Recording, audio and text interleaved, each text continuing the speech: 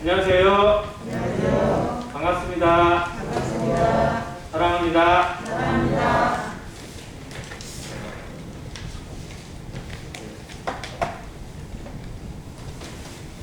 겨울에 나이 드신 노년의 어르신들이 돌아가시는 경향이 좀 많은 편이긴 합니다. 어제 김하영 자매님 천 소식은 개인적으로 굉장히 충격이었거든요.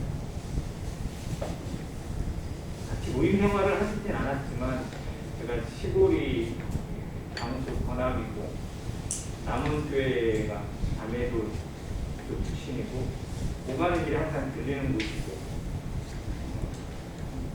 그리고 전주에 계실 동안에도 여러 번 있었고 알게 모르게 좀 많이 교제가 됐던 자매님인데 73세의 나이에 갔을 때 돌아가셨다는 이야기를 들었을 때 아쉽다. 무슨 뜻일까? 이런 생각이 좀 많이 들었습니다. 오늘 국간 예배에 참여를 하면서 갔다 왔는데 그렇게 강해 보이고 담대해 보이시던 이진식 형님이 정말 아무 힘이 없으세요.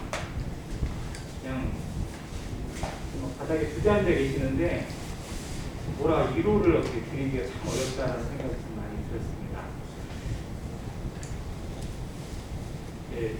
국간의 말씀을 국가님이 보시면서 정말 시편 16편 그 부분에 있는 주의 앞에는 영원한 즐거움, 주의 오른편에는 그러나 평강이 있다라는 그 말씀을 통해서 우리가 세상의 사람들처럼 슬퍼하고만 있을 것이 아니라 실상을 바라보고 영원한 즐거움을 바라보고 또 주의 앞에 주의 오른편에 놓여져 있는 보물을 바라볼 수 있는 마음으로 슬픔도 아쉬움도 뛰어넘는 그런 모습이길 바란다고 하는 그런 말씀을 해주시는데 인생에 대해서 다시 한번 생각해 보게 되고 또 성도의 한 평생이 어떠한 것인지 그래도 그 자매님에 대한 양력을 소개하고 또 성도들의 간증을 들려줄 때 가장 많이 나오는 부분이 두 가지였어요. 첫 번째는 미소였어요. 그 다음에 생각하면 다들 그냥 웃는 얼굴, 넉넉한 웃음, 그리고 포근한 웃음, 이 웃음을 제일 먼저 떠올리셨고 두 번째는 섬김. 계속 음식을 만들어다가 갖다 주시고 뭐 만들고 그 먹은 음식들에 대해서 교제하시면서 그런 부분에 이야기를 해주시는 모습을 보면서 우리가 주님 앞에 살아가는 동안에 무엇을 남길 것인지 성도들에게 또 내 주변에 있는 사람들에게 어떠한 모습을 보여줄 것인지 여러 생각이 들기도 했습니다. 모두에게 한 해 한 해가 소중한 시간도 다가오시길 바라고 세월을 아끼는 마음으로 오늘 외에 더 이상 기회가 있다라는 그런 안일한 마음이 아니라 바로 지금이 주 앞에 충실하고 성도들에게 내 모든 마음을 보여주고 내가 할 수 있는 최선의 노력으로 사랑과 감사의 마음을 쏟아야 할 때라는 사실을 잊지 않고 그런 마음으로 살아가는 성도가 되었으면 좋겠습니다. 야고보서 보고 있는데요. 오늘 14절부터 20절까지 계획을 가지고 있습니다. 14절부터 20절까지 먼저 읽고 가겠습니다. 교독해서 읽겠습니다. 1장 14절입니다. 오직 각 사람이 시험을 받는 것은 자기 욕심에 끌려 미혹됨이니 욕심이 유쾌한 즉 죄를 낳고 죄가 장성한 즉 사망을 낳느니라. 내 사랑하는 형제들아 속지 말라. 완전과 좋은 사와 온전한 성물이 자기로부터 그들의 아버지께로부터 내려오다니 그는 하나도 없으시고 회전하는 능력도 없으시라. 그가 그 피조물 중에 우리로 한 첫 열매가 되게 하시려고 자기의 뜻을 따라 진리의 말씀으로 우리를 낳으셨느니라. 사랑하는 형제들아, 너희가 알지 사람마다 우리를 소개하고 말하기는 거대하며 성내기도 거대하라. 사람이 성내는 것이 하나님의 의를 이루지 못함이니라. 네, 감사합니다.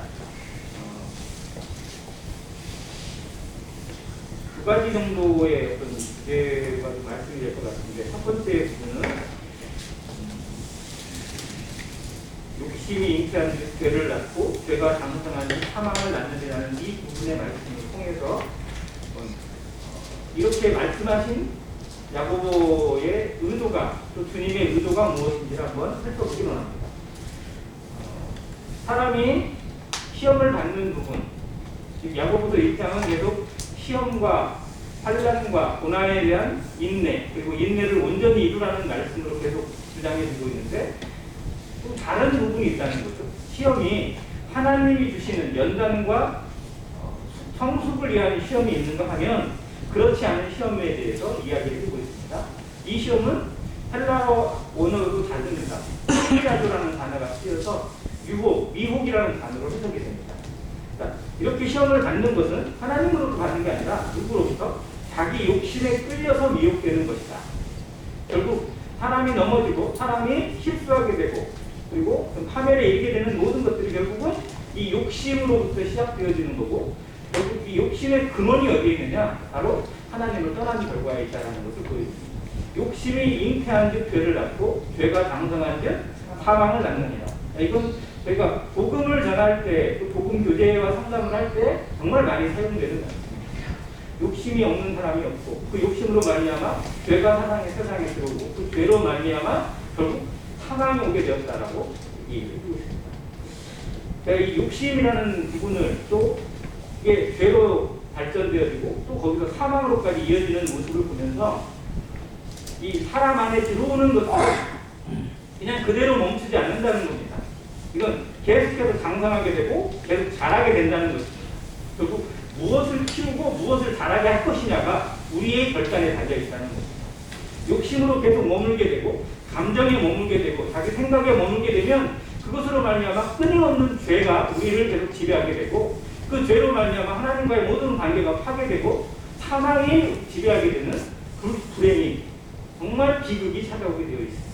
우리가 그 가운데 구원을 받았는데도 불구하고 성도의 삶에 이 욕심이, 자기 생각이, 자기 고집이 우리를 끝까지 어려운 가운데, 시험 가운데서, 그리고 하나님과의 관계가 어려워지는 관계로 이끌 수 있다는 사실을 지적해주고 있습니다.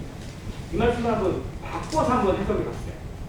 좋은 쪽으로, 긍정적인 모습으로. 그래서 욕심 대신에 말씀 혹은 믿음. 그러면 말씀은 무엇을 낳죠? 믿음은 무엇을 낳죠? 네, 욕심이 죄를 낳았다면 믿음은 무엇을 낳죠? 구원을 낳습니다. 하나님 앞에 부르심을 받습니다. 그리고 그 구원은 우리에게 무엇을 가져다 주죠? 결국 바라게 됩니다. 영생을 주십니다. 그래서 우리의 삶의 기준이, 또 성도의 삶에 자기 욕심이나 자기 생각이 아닌 하나님의 말씀과 그 믿음과 성령에 붙들려서 살아가게 될 때, 이것을 키워가게 될 때 그것이 계속해서 우리의 구원을 더 확증시키고 하나님과의 관계와 하나님과의 모든 것들을 이루게 하시는 통로가 되게 하십니다. 야고보서는 이론의 말씀이 아니라 실천의 말씀입니다. 지식의 말씀이 아니라 어떻게 행할 것인지를 가르쳐주고 있는 실행의 말씀이거든요. 그런 의미에서 이 부분의 어떤 구원의 이론이 아니라 정말로 어떻게 우리를 드릴 것인지, 어떠한 삶으로 나를 지켜나갈 것인지를 깊이 생각하라는 것입니다. 그러면서 16절에 주신 결론이 내 사랑하는 형제들아 속지 말라는 겁니다. 얼마나 많은 사람이 속고 있는지, 심지어 성도들도 얼마나 속아가고 있는지, 이 속음에 당해서 우리가 평강을 누리지 못하고 기쁨을 누리지 못하고 신앙생활이 너무 힘들어지고 너무 버거워져서 정말 어떻게 할까를 모르는 무기력한 상태까지 이르게 됩니다. 뭐 때문에? 속고 있기 때문에. 그러면 속지 말라는 이 기준에 보면 성도들에게 속지 말라, 속음에 대한 어떤 경고도 되지만 속이는 자가 있다 없다? 속이는 자가 누구죠? 사단 마귀, 거짓 선지자, 죄입니다. 요한일서 4장에 보면 많은 거짓 선지자가 이미 세상에 나왔다고 얘기를 조심하라. 자, 그러면 요한 서신서가 기록될 당시보다 지금은 거짓 선지자가 사단 마귀의 유혹과 이 속음이 더 많을까요? 적을까요?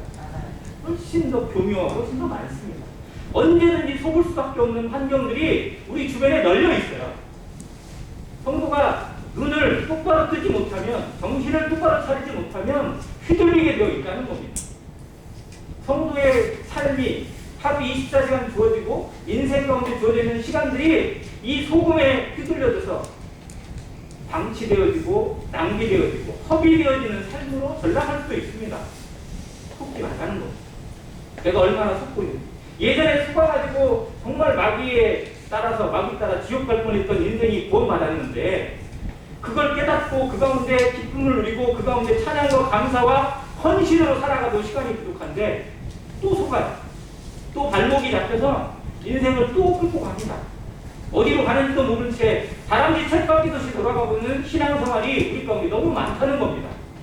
야고보서가 기록하고 있고 또 야고보가 많은 성도들에게 이야기했던 첫 번째 부분이 그거예요.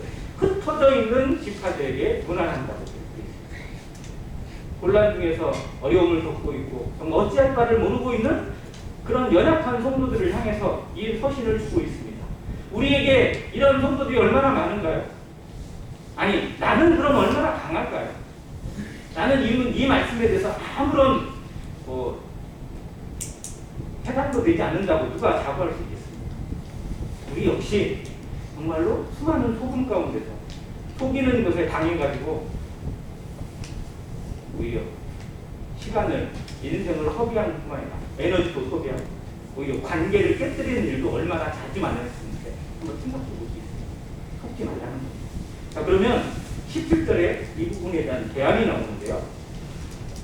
속지 않기 위해서, 속음을 벗어나기 위해, 극복하기 위해서 무엇을 해야 되는가? 바로 17절에 나와 있는 하나님을 바라보고 이 하나님에 대해서 이렇게 표현해 주고 있습니다. 온갖 좋은 은사와 온전한 선물이 다 어디로부터요? 위로부터 빛들의 아버지께로부터 내려오나니 그는 변함도 없으시고 회전하는 그림자도 없으십니다. 사람이 시험을 받게 되고 죄에 빠지게 되는 이유는 자기 욕심에 이끌렸다고 기록되어 있어요.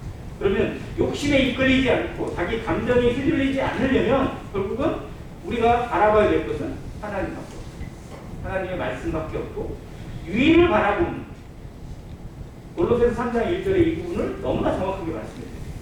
그러므로 우리가 그리스도와 함께 다시 살리심을 받았으면 어디를 찾으라고요? 위의 것을 찾으라는 것입니다.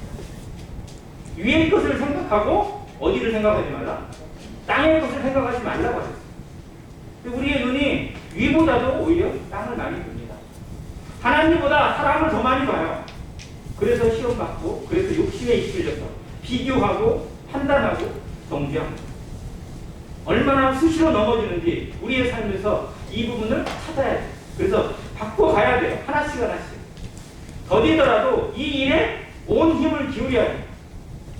이것이 교회이고 이것이 참다운 성도의 삶이기 때문에 그렇습니다.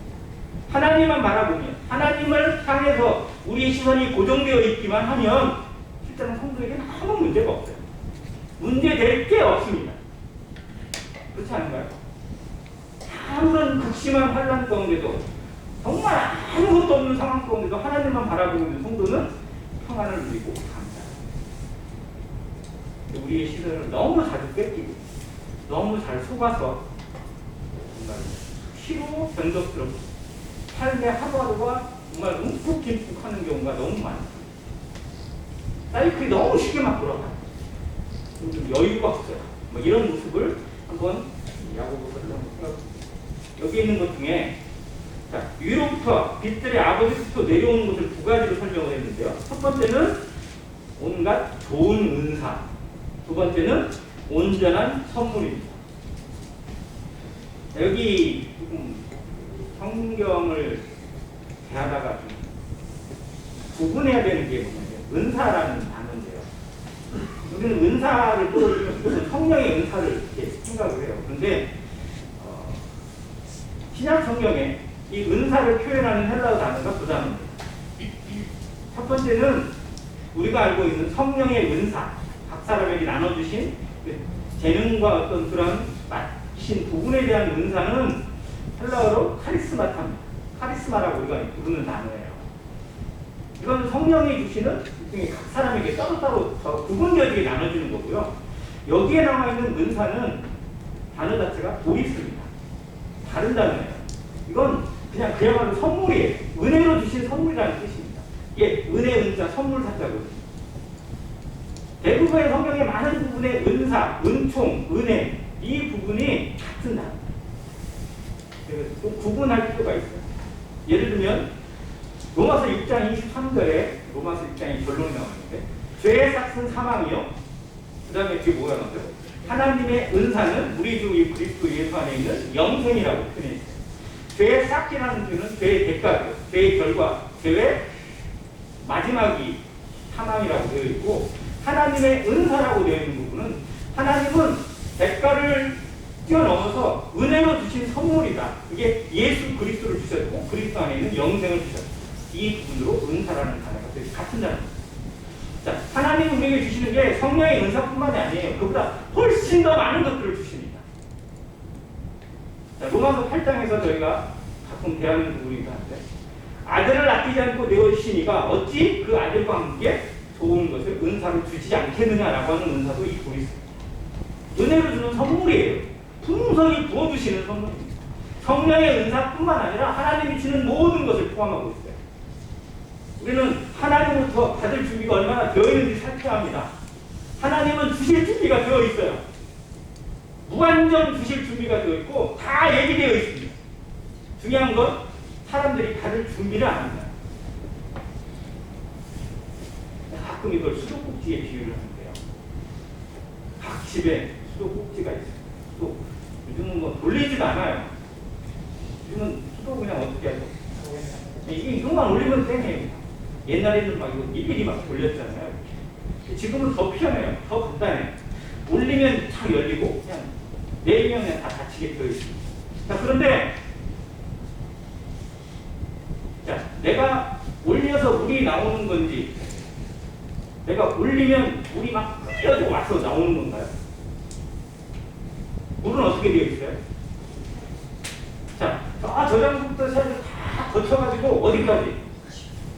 우리 집 이 수도꼭지 바로 위까지 엄청난 압력으로 이미 준비가 다 되어 있어요.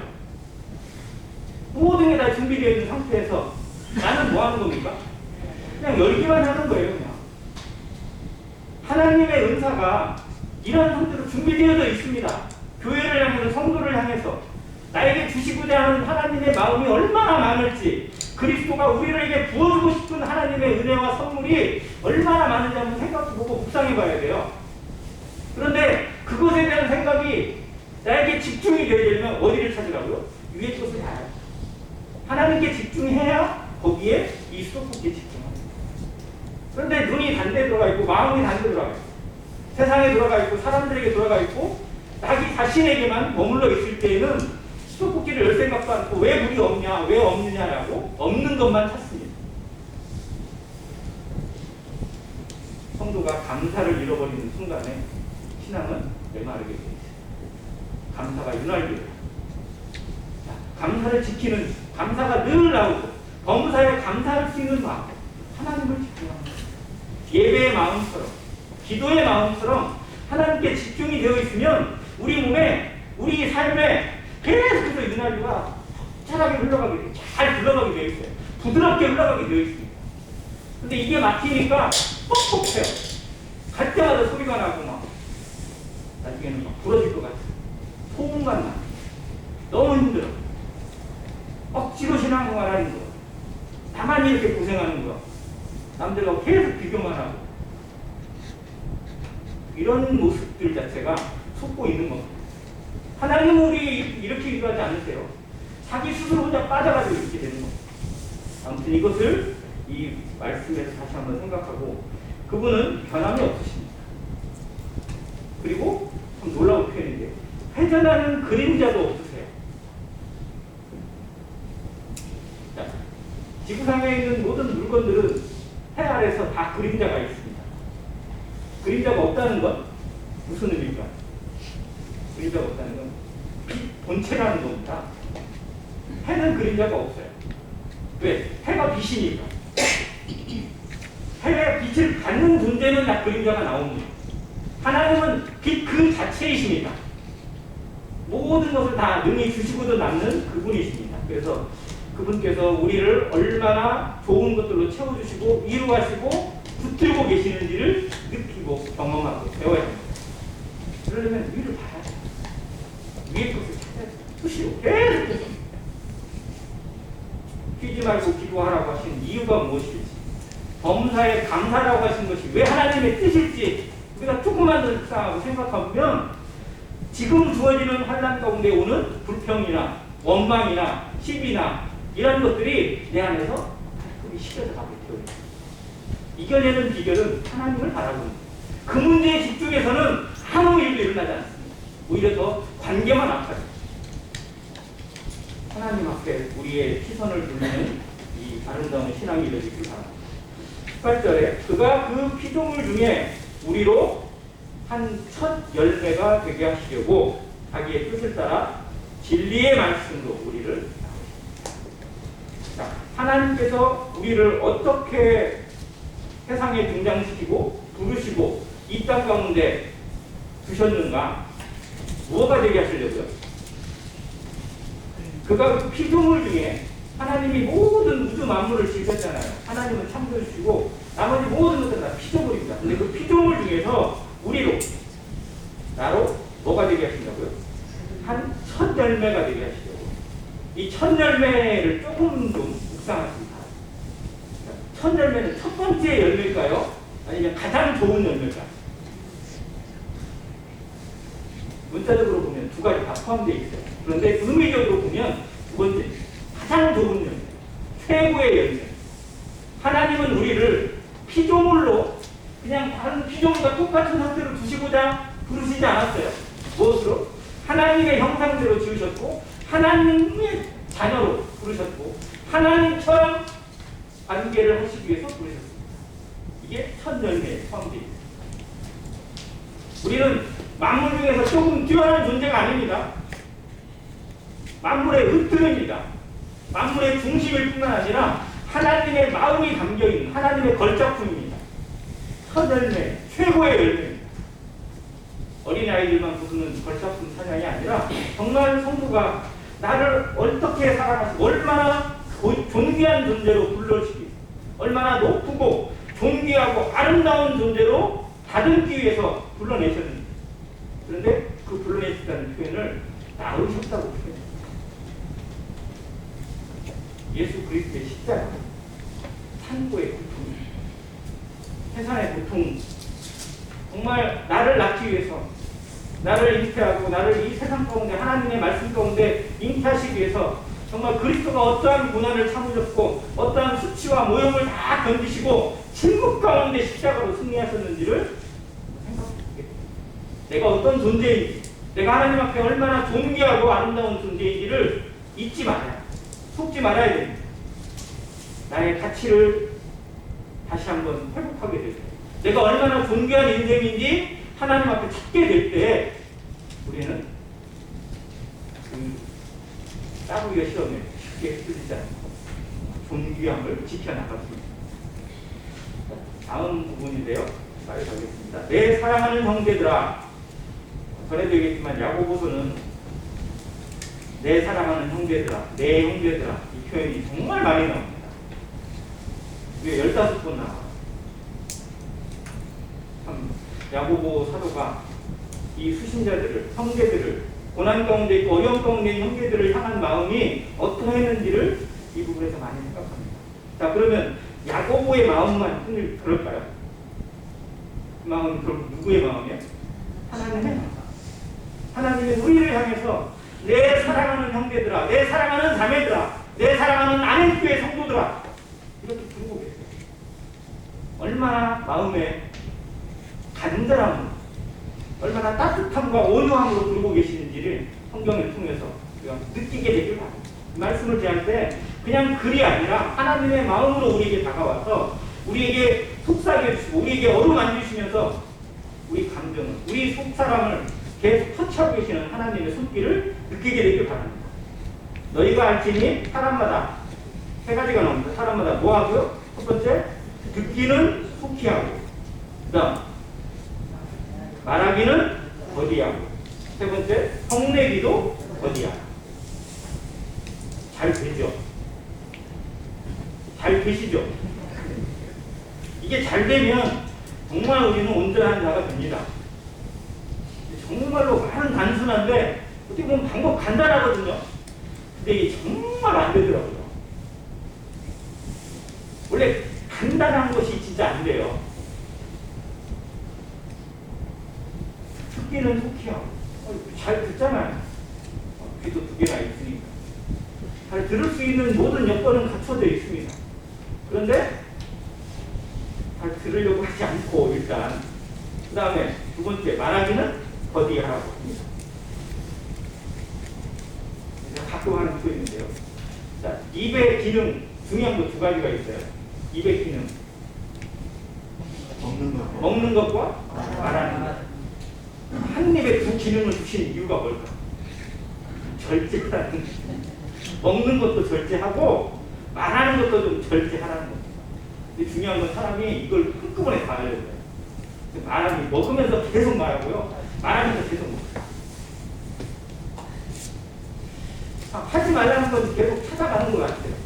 자, 두 번째, 마지막에 성매기도 더디하라. 결론은 이 성매기를 더 더디하라는 것에 맞춰져 있긴 한데, 이게 맞춰지려면 앞에 두 가지가 이루어져야 됩니다. 왜 성질을 잘 내요? 왜 화가 잘 나요? 안 들으니까. 들으려고 하는 자세가 안 돼 있으니까 화가 나요. 말하기를 좀 더디하면, 이 감정을 표현하는 걸 조금만 억제하면 화가 덜 나게 되는데 못 참아요. 막 올라오면 무조건 터트려야 되고, 무조건 쏘아부어야 되고, 내 입에서 무조건 터트려야 스트레스가 해소된다고 생각해요. 이 세상이 그래서 시끄럽습니다. 서로 못 믿는 관계가 이래서 만들어졌어요. 조금만 생각을 갖고, 조금만 시간을 갖고 들으면 아무 문제도 아닌 걸 가지고 아무것도 아닌데, 정말로 싸울 일이 전혀 아닌데 듣진 않고 무조건 자기 생각만 얘기하다 보니 갈수록 소리가 오고. 아파트에서 두 아이가 서로 다퉜어요. 놀이터에. 자주 보죠. 아니, 둘이 막 서로 서로 그네를 먼저 타려고 싸우던지 아무튼 뭐 이렇게 서로 싸울 수 있잖아요, 애들끼리. 근데 애들끼리 싸우고 있으니까 누가 와요? 엄마가 옵니다. 주로. 두 엄마가 와가지고 막 이렇게 얘기하고 잘 지내고 헤어질 것 같았는데 갑자기 엄마끼리 싸워요. 엄마끼리 싸우면 애들의 문제로 싸워요? 아니면 자기들의 자존심으로 싸워요? 자존심으로 싸워요. 근데 엄마들끼리 해결 안 되니까 이제 아빠들이 나섰어요. 아빠들이 나서서 이제 어디까지 가는지 아세요? 민증 깝니다. 주민등록. 너 나이가 몇이야? 뭐 어디서 반말이야? 뭘로 싸우는지를 몰라요. 우리 삶이 그러지 않나요? 진짜 문제는 놔두고 엉뚱한 것만 파헤치고 이상한 문제로만 결국 문제를 일으키고 그러다가 관계 상해지는 일들이 얼마나 많아요. 교회가 하나님의 일에만, 하나님의 말씀에만 청렴하고 집중하면 싸울 시간이 없어요. 실상은. 영혼 돌아보기도 바빠요. 성도 섬기기도 바빠요. 근데 말씀은 청렴하지 않고 복음엔 청렴하지 않고 이상한 것에만 청렴하다 보고 이상한 생각이나 자기 주장에만 나오다 보니까 싸울 일만 생겨요. 이건 교회가 아닙니다. 한양교회 2023년 목표처럼 정말 우리가 무엇을 위해 힘써야 되고 우리의 시간과 에너지와 돈과 모든 것들이 어디에 투자해야 될 것인지 깊이 생각해야 합니다. 그냥 지나갑니다. 정말 금방 지나갑니다. 주님 오십니다. 정말 멀지 않았습니다. 세월을 아끼는 마음으로 듣기는 속히 하고, 듣기를 속히 하라는 이 표현이 뒤에 이제 1장의 가장 주제 말씀이 22절에 있는 말씀입니다. 듣기만 하여 하고 얼마나 다른지 느껴야 돼요. 듣기는 속히 하라는 말씀과 듣기만 하라는 것은 완전히 다른 표현입니다. 헬라어로 듣는다라는 게 에코라는 단어가 쓰였어요. 헬라어 에코는 귀로 듣는다가 아니에요. 물론 그 표현도 일부는 들어가 있습니다. 그런데 진짜 표현은 어디 있냐면 하나님의 말씀을 듣는 자세를 의미합니다. 어떤 자세로 듣느냐는 겁니다. 듣고 어떻게 하느냐는 겁니다. 자, 성경이 말하는 듣는다, 믿는다라는 게 뒤에 뭐가 따라오는 거예요? 행함이 따라오는 겁니다. 그래서 야고보서 2장에 보면 행함이 없는 믿음은 죽은 것이라는 것이 나옵니다. 듣는 것이 무엇을 위해서 듣고 있는지 생각하라는 겁니다. 말씀을 듣는 자세가 어떠한 건지, 하나님의 말씀을 왜 듣는 것인지, 말씀을 듣기만 해서 그냥 지나가는 것은 22절에 나오는 대로 스스로 속이는 거예요. 그러나 말씀을 듣는 자세가 하나님의 뜻이 이거구나, 내가 무엇을 해야 되겠구나, 이게 따라왔을 때 이게 듣는 겁니다. 즉 듣기를 속히 하라는 건 듣고 나의 태도를 빨리 취하라는 겁니다. 빨리 변화를 잡고 빨리 자백하고 빨리 회개하라는 겁니다. 이게 듣기를 속히 하는 겁니다. 그리고 말하기를 더디하라는 것 무슨 표현일까요? 내 감정을 표현해내고 감정을 표출하는 것에 있어서 결제하는 겁니다. 사람은 감정이 나타납니다. 어느 상황에도 수시로 나타나게 돼 있어요. 생각이 올라오게 돼 있고 욕정이 올라오게 돼 있고 때로는 감정의 폭발이 나올 수도 있습니다. 예수님도 그런 말씀을 하시잖아요. 화를 내어도 화를 내도 죄를 짓지 말라고 해요. 분을 내어도 죄를 짓지 말라고 해요. 분이나 화나 이 감정이 우리에게 올라오는 것을 우리가 완전히 다 억제할 수는 없습니다. 그런데 이걸 더디해야 돼요. 브레이크를 걸어야 된다는 겁니다. 이게 올라올 때 이 감정대로 쏟아놓을 것인지 아니면 좀 더 한 번 더 생각할 것인지, 이게 인내입니다. 인내를 온전히 이루라고 하는 1장 앞부분에 있는 말씀이 이 부분에서 나옵니다. 그래서 말하기는 더디했을 때 우리 삶에 나타나는 거룩이 지켜집니다. 성내기를 더디하게 되고 관계가 온전하게 되고. 왜? 사람이 성내는 것, 사람이 감정대로 자기 생각대로 일하고 움직이는 것이 하나님의 의하는 아무 상관이 없기 때문에 자기 의만 합니다. 예수님은 육신을 입고 이 땅에 오신 예수 그리스도는 감정이 없으셨나요? 당연히 감정이 있으셨어요. 예수님은 우리가 가지고 있는 몸 그대로 오셨고요. 우리가 가지고 있는 생각과 육체의 모든 것을 그대로 다 가지고 계셨습니다. 그래서 온전한 사람이시고 온전한 하나님이셨어요. 그분도 감정이 있었고 의지가 있고 그리고 지혜도 있으셨습니다. 그러나 예수님은 자신의 감정대로 행하지 않았습니다. 모든 것을 다 누구의 뜻대로? 하나님의 뜻대로. 심지어 죽음을 앞두고도 그렇게 기도하셨잖아요. 아버지여, 만일 할 만하시던 이 잔을 내게서 지나가게 하옵소서. 그러나가 나온다. 그러나 나의 원대로 마옵시고 내 뜻대로 마옵시고 아버지의 뜻대로 되기를. 우리의 기도가 예수님의 기도를 왜 닮아가야 하냐? 우리는 감정의 동물이라서 수시로 감정으로 하나님의 뜻을 어그러뜨릴 수 있고 오해할 수도 있습니다. 잘못된 것이 얼마든지 나를 통해서 나타날 수 있다는 걸 전제해야 합니다. 그래서 기도해야 합니다. 기도를 통해서 정말 이것이 하나님의 뜻인지 분별하는 지혜를 달라고, 성령의 뜻이 무엇인지를 들을 수 있는 내 귀가 열리게 해달라고. 그랬을 때 정말 저 모든 문제가 걸러지고 최대한 걸러지고 온전한 것으로 우리 가운데 남게 하시는 것입니다. 이것이 야고보서가 계속해서 강조하고 있는 실행입니다. 믿음은 그야말로 마음이 동의되어지고 마음이 움직이는 상태에서부터 시작합니다. 이게 믿음이에요. 말 그대로 이게 믿음입니다. 그렇구나라고 하는 거. 그런데 그것이 그렇구나가 되었을 때 정말로 하나님의 말씀이 우리 가운데 능력이 됩니다. 내 나를 거기에 적용시키고 순종이 나타납니다. 그래서 요한복음에 많이 나타나는 표현이고요. 믿는 자는 영생을 얻었고 라고 되어 있고 그 뒷말씀에는 순종하지 않는 자는 이미 심판을 받은 것이라고 되어 있습니다. 그래서 믿음과 순종을 같은 의미로 이렇게 대꾸를 이루고 있습니다. 마찬가지로 야고보서에서도 믿음을 대해서 계속해서 삶과 실천과 행함이 연결되어지는 것을 강조하고 있습니다. 이 부분 때문에 마르틴 루터가 야고보서를 되게 싫어했어요. 지푸라기 같은 성경이라고, 지푸라기 같은 글이라고 표현을 했어요. 왜? 자신은 이신칭이 오직 의인은 믿음으로 말미암아 살리라, 이 한 말씀에 인생을 걸었는데 이 성경은 행함이 없는 믿음은 죽은 것이네, 어쩌나 나오고 영혼 없는 몸이 죽은 것처럼 이런 표현을 해대니까 사람들을 헷갈리게 할 수 있고 진짜 믿음을 오해하게 만들 수 있다, 율법으로 이끌 수 있다라는 그런 의도에, 그런 좀 불안감 속에서 더 그렇게 됐어요. 그런데 정말로 믿음이 무엇인지를 제대로 보여주고 있습니다. 그래서 야고보서는 로마서와 반대가 아닙니다. 로마서를 보완해주고 있고 로마서를 도와주는 말씀입니다. 하나님의 말씀은 놀라운 연합관계가 이루어져요. 이 말씀으로 채워지지 않는 부분을 다른 말씀이 보완해주고 있고 그 말씀에서 어려워진 부분을 다른 말씀이 해석해주고 있습니다. 그래서 말씀을 폭넓게 알게 될 때 정말 하나님께서 주시는 아름다운 뜻이 무엇인지를 우리 삶에 실천할 수 있고 나아갈 수 있다고 야고보서가 보여주고 있습니다. 신약 성경에 제일 먼저 기록된 성경이 뭐라고요? 신약 성경에서 제일 먼저 기록한 성경이 야고보서입니다.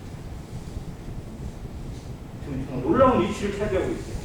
근데 그 말씀에서 이 부분을 실천적인 부분들을 강조하고 있다는 것이 결코 우연은 아니라는 생각이 들어요.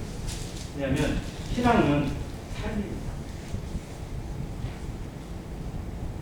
우리가 정말 너무나 느끼는 것처럼 구원 받는 것 너무 대단하고 너무 아름답고 너무 놀랍습니다. 그런데 진짜의 가치는 그 구원이 내 삶에서 실천되어지고 이루어져가고 열매를 맺고 향기가 나타나서 다른 사람을 영향력을 끼쳐서 하나님께로 이끌 수 있는 능력으로 성령의 인도하심으로 나타나고 있습니다. 이것이 참 신앙이라는 겁니다. 그 부분에 야고보서가 놀라운 교훈과 또 권면과 훈계를 해주고 있습니다. 이 부분을 우리 마음에 다 한번 깊이 생각하고 오늘 두 가지의 결론에 대해서 시험받고 속는 것에 대해 극복할 수 있는 유일한 길은 누구를 바라보는 거예요? 하나님을 위를 바라보는 거예요. 그분이 주시는 그것에 그분이 주시는 온전한 선물과 놀라운 은혜의 선물들에 우리의 마음과 우리의 시선이 집중되어질 때 우리는 흔들리지 않습니다. 시험을 이길 수 있는 힘이 나타납니다. 그런데는 듣기는 숙해하고 말하기는 더디하라. 이 부분을 왜 우리에게 강조하셨는지, 우리 삶에서 정말 무엇을 지켜가야 될지. 야고보서 3장에 우리가 너무 잘 아는 것처럼 이 혀에 대한 경고가 계속 나오고 여기서 보여주는 것들은 뒤에서 또 보완되고 또 나옵니다. 그래서 우리 삶에서 입보다 귀가 더 발달되고 눈이 더 밝게 빛나는 성도의 삶이 되기를 간절히 바랍니다. 감사합니다.